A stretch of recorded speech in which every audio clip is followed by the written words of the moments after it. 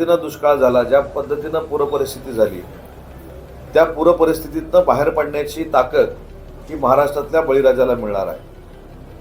अजून एक महत्त्वाची गोष्ट सांगतो की आपल्याकडे कोकणामध्ये जो पाऊस सुरू आहे त्या पावसाच्या संदर्भामध्ये देखील सकाळी माझं आणि उपमुख्यमंत्री एकनाथ शिंदे साहेबांचं बोलणं झालं.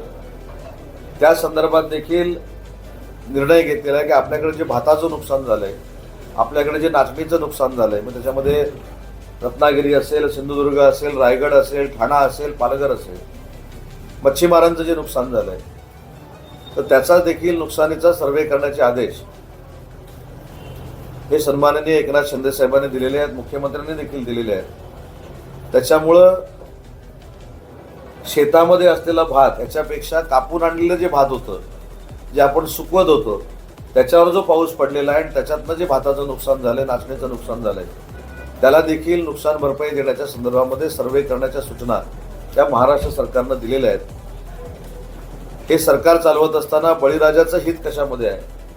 शेतकऱ्यांच्या आत्महत्या थांबल्या पाहिजेत, शेतकऱ्यांना चांगल्या पद्धतीचा दिलासा मिळाला पाहिजे, यासाठीच आम्ही सरकार चालवतोय आणि त्याची प्रचिती काल संध्याकाळी अख्ख्या महाराष्ट्रातल्या बळीराजांना आलेली आहे.